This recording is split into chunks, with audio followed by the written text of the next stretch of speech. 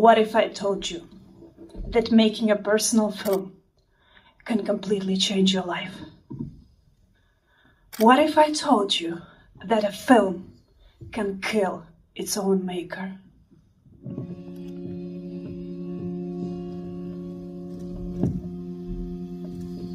Three years ago, November 2022, I was editing this film together with my editor in Budapest, and a very strange thing happened.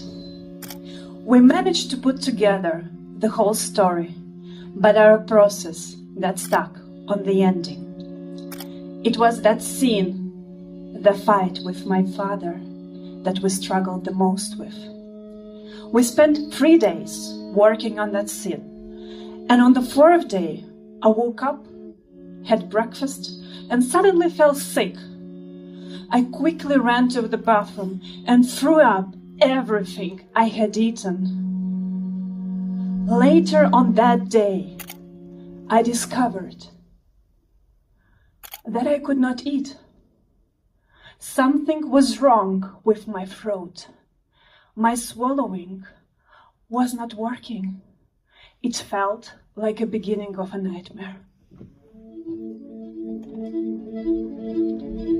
Because of my new crazy eating disability, I lost 7 kilograms in 4 weeks. I could eat only soft liquids and warm food, and I needed to concentrate very hard during the process of eating.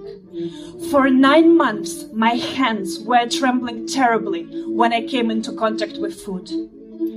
Sometimes the food would get stuck in my throat, so I needed urgently to spit it out. I became afraid to eat together with people, so I stopped going out. My condition was forcing me into isolation. Just imagine my career at that point. I had just finished film school in Germany, and I was looking forward to build up my professional career as documentary film director. Instead of that, I ended up not being able to work for 6 months and quit film industry for more than a year. My body and my mental state were too fragile to be able to work in any film production.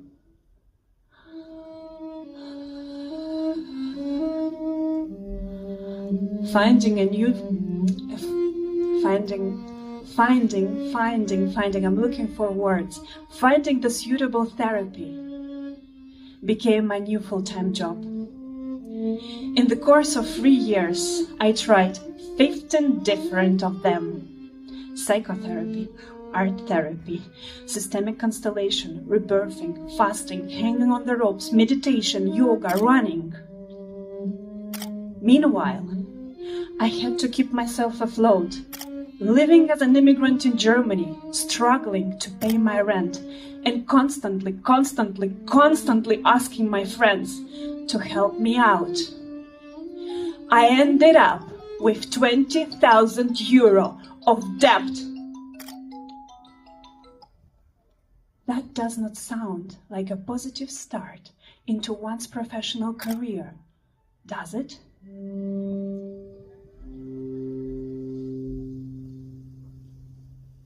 You know, when I look back on myself, I'm amazed. How did I survive that? How did I manage to build up mental resilience, living in my own body like a prisoner in a cell and experiencing so many setbacks? And the answer is, I started to dance.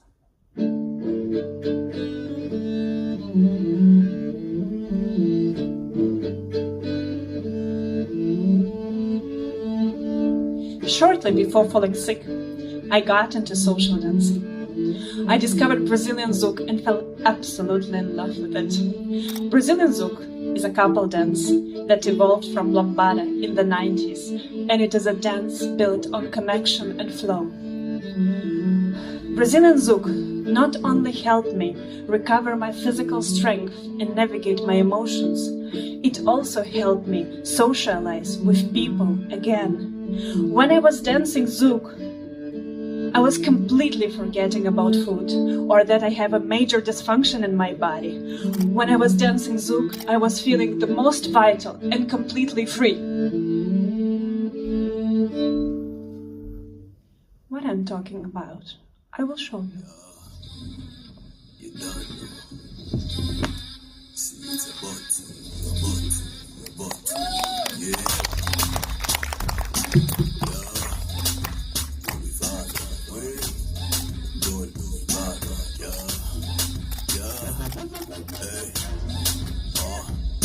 She wanna tell me my neck like a mice. Rubbing her till it drip, make it shiny. She never seen me dry, hella sissy with the gravy. Mommy got ass floss. She like my face in the bag, loose. Me in the left to the right, loose. Body in the body, let her body talk to mommy the goose. Mommy the yam. Mommy the goose. Mommy the yam. Mommy the goose. Mommy the yam. Mommy the goose. Mommy the yam. Yeah, girl, you put your mouth with the lights. Roll the tongue around it till you let it go. Yeah, I'm giving you a kiss.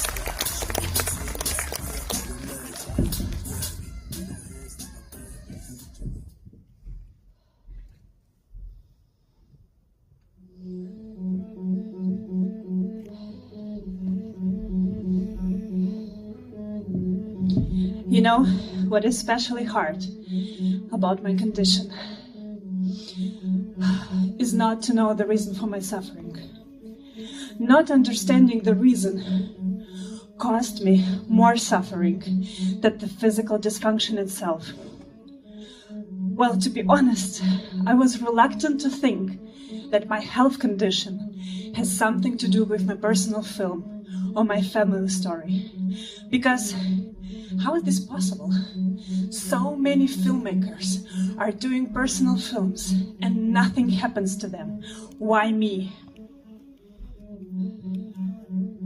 Life began to guide me. I realized that to start healing, I needed to come back home. Because, in fact, was I not looking for home? Or those 5 years I was making the film? Or all those 10 years I was living in Germany? Was I not just looking for home?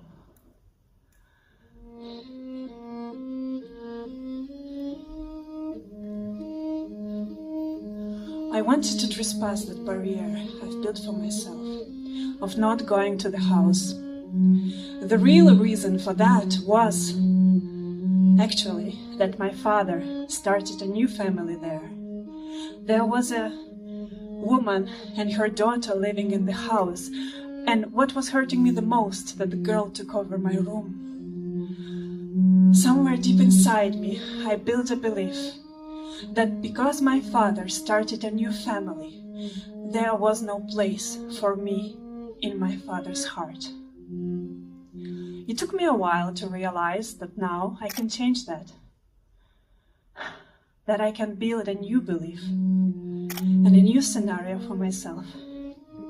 I asked myself, what does my perfect homecoming look like? And to be honest, I longed for a celebration.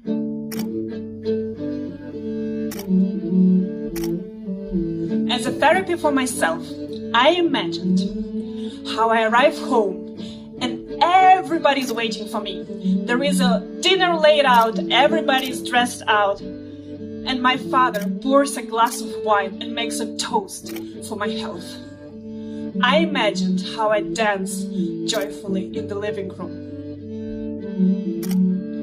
Of course, I had my fears and doubts, but as I came home, magically, I did experience some things I imagined.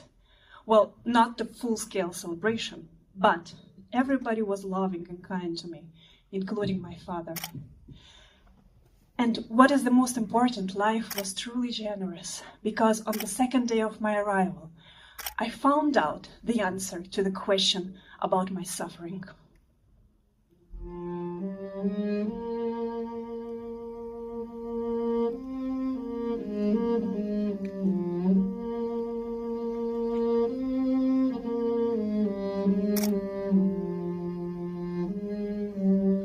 I went to have a tea with my grandma. And all of a sudden, my grandma starts telling her story about the separation to her own father, my great-grandfather. It was World War II. She was 8 years old. And the last thing she remembered was running after her father, asking him to repair her broken shoe before he was taken to the front. Sadly enough, my great-grandfather did not return home after the end of the war. There were rumors that he stayed in Poland because he was Polish and started a new family with a Polish woman there. 15 years after the end of the war passed, and suddenly my great-grandfather showed up at home in Moldova. My grandmother was 25-year-old by then, a fresh graduate of the medical university with a baby, my father, in her lap. Confronted with the unexpected homecoming of her long-lost father, she felt angry and frustrated because she knew about the Polish woman and the new family.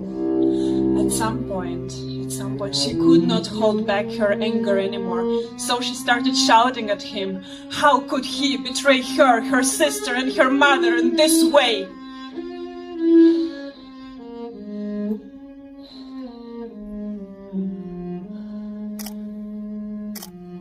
On that day, my grandmother and her father had a terrible fight and never saw each other again. It was as if my grandmother built a belief that because her father started a new family elsewhere, there was no place for her in her father's heart. Don't you think you already heard this kind of story?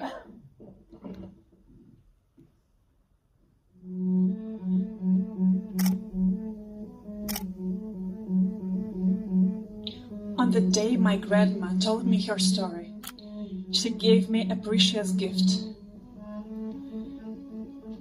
She gifted me mental relief because finally I understood where my suffering came from. What was happening to my body was the reaction on the transgenerational trauma transmitted to me from my grandmother from the times of the war.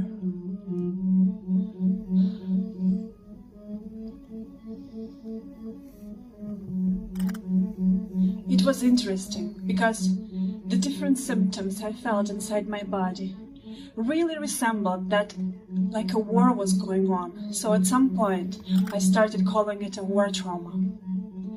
A couple of years later, as I finally found out a medical specialist who gave me a diagnosis, I realized that my metaphor about the war trauma was not so far from the truth.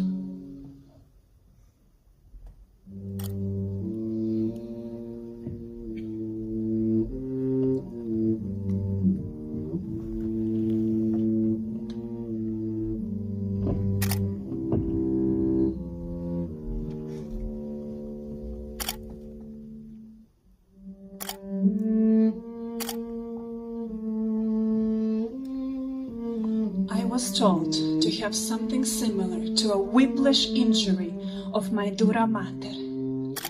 Dura mater is a protective membrane around the spinal cord and the brain. Without the dura mater, the spinal cord and the brain would become vulnerable to pressure changes, infections, and injuries. It's like the first line of defense in the body's security system for the nervous system. Just imagine if this first line of defense is damaged, you become vulnerable towards everything that is coming towards you, because as a matter of fact, you don't have a necessary protection.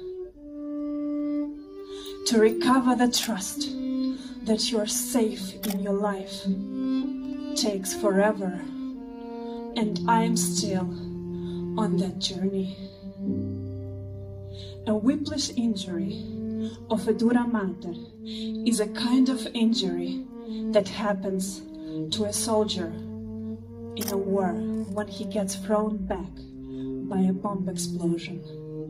The wave that throws him back from the center of the explosion can cause traction or irritation of his dura mater and can further on lead to dysfunction in his body.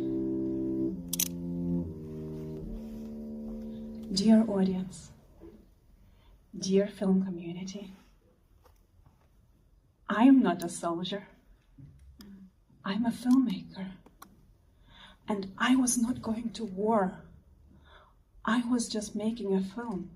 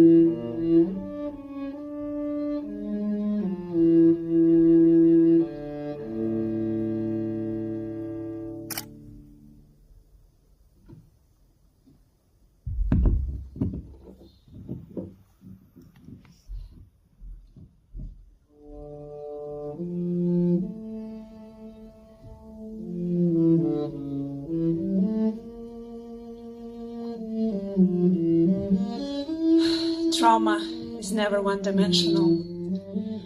There can be more than one reason for a certain trauma to happen. But no matter how complex a trauma is, it has also a big positive side to it. It can open you in a path in life that you had never imagined.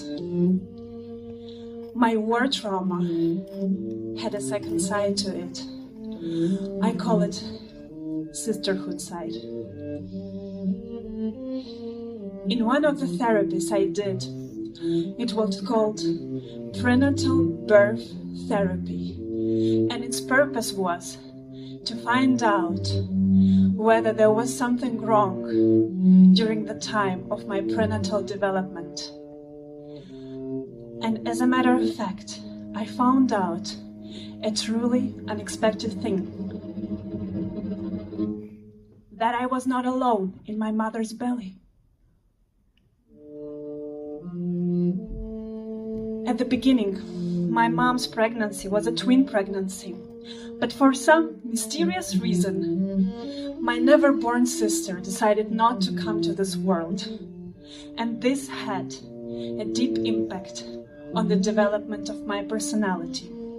Nowadays, this phenomenon is studied scientifically, and it is called vanishing twin syndrome. The essence of the syndrome is that at a certain stage of pregnancy, one of the twin dies, and it can lead to emotional and psychological problems in the surviving child. Depression, fear of abandonment and separation, bipolar disorder, digestive disorder, and struggles with the overall desire to live.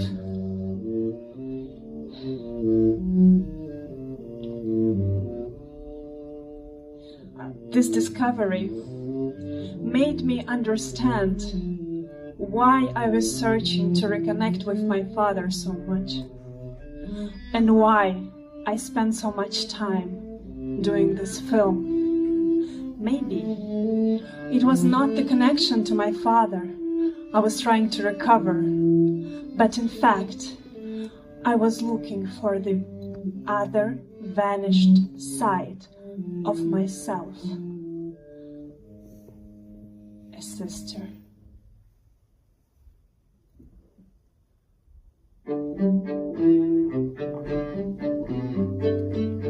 This is how trauma brought me to discover my new superpower.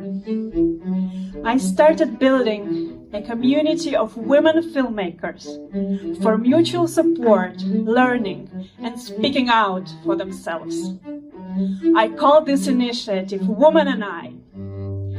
And today, Woman and I wants to set a positive impulse to the film industry for transformation, and also for the transformation of the world. At this point, I am happy to invite two dear colleagues of mine, film directors, Marina Shupak and Anna Gurdish. Please applause. And we have a very important message for the film industry.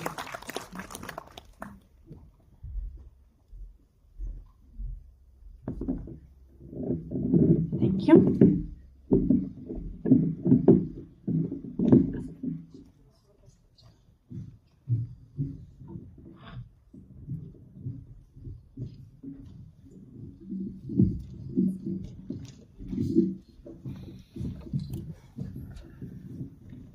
Girls, are you ready?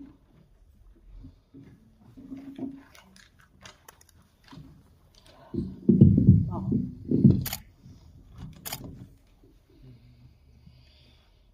Dear members of the film industry, dear film community, being confronted with trauma that was triggered in the process of making my first feature documentary, I ended up losing my physical, mental, and financial integrity.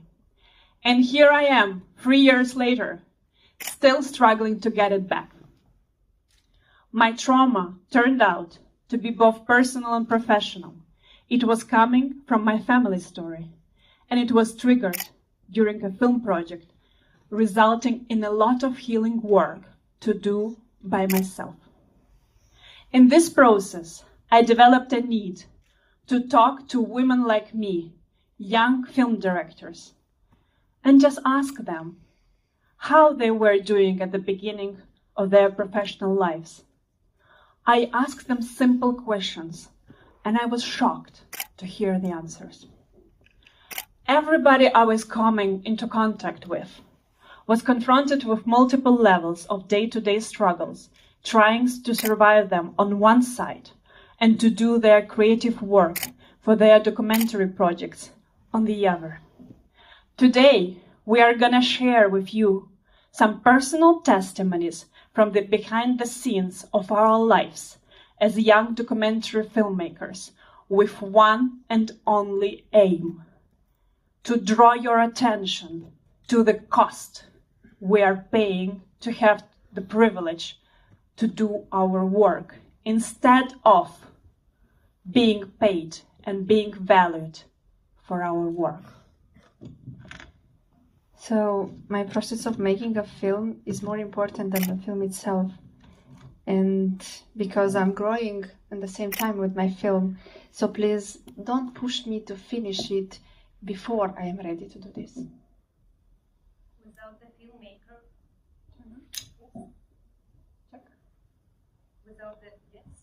Thank you. This is what sisterhood is about. Without the filmmaker, there will be no film. So cherish our physical, mental, and financial integrity. 80 minutes on the screen took me 7 years of my life. Please respect my work and the time I invested in my film project. My long-term film project is always on hold. Not because I'm lazy, but because I need to do several part-time jobs to sustain myself and my elderly parents. I want to have a life after I finish my film project. So I want the process of doing a film, to be compatible with my life. I meet people in the film industry who don't bother ask me how I'm doing. They directly start to ask me about the film project, but first of all, I'm a human being. I have 10 years of professional experience, and you still call me an emerging film director. Isn't emerging more like a subtle excuse not to pay me fairly for my work? And I don't want to exploit my friends, filmmaker friends, to finish the film I've started, but it seems that I have no other option, just because asking them to work for free since I am at the beginning of my career. Well, as a young filmmaker, I feel I'm expected not to ask for money for my work. Meanwhile, I'm supposed to write 10 treatments, do 5 pitching trailers, and complete the film in time for the festival submissions. Is there kind of an imbalance here? And as a young filmmaker, I'm doing everything by my own. Writing, shooting, editing, traveling to pitching events. I don't want to force myself to become my own producer, but my experience until now leaves me no other choice. Motherhood and filmmaking. I can't see myself doing both, at least not in Moldova. Can we make the industry compatible with my wish of becoming a mother? My documentary project put my life in danger. But there is no way I can just walk away from the project, because the financial institutions and the producers want to see a finished film to justify the money. That means a financial report is more valuable than my life. Can we finally acknowledge that documentary is such an unpredictable ground to work on? And if this is so, I, as filmmaker, should have the right to pull the emergency brake if that's needed. Or you want me to finish on film and die? As a documentary filmmaker, I often work with stories of people who survive unimaginable atrocities. I'm taking extra care of my protagonists, since I know I have a duty of care for those who share their stories with me. Dear film industry, would you acknowledge your duty of care of us, too? Thank you. Thank you. Thank you.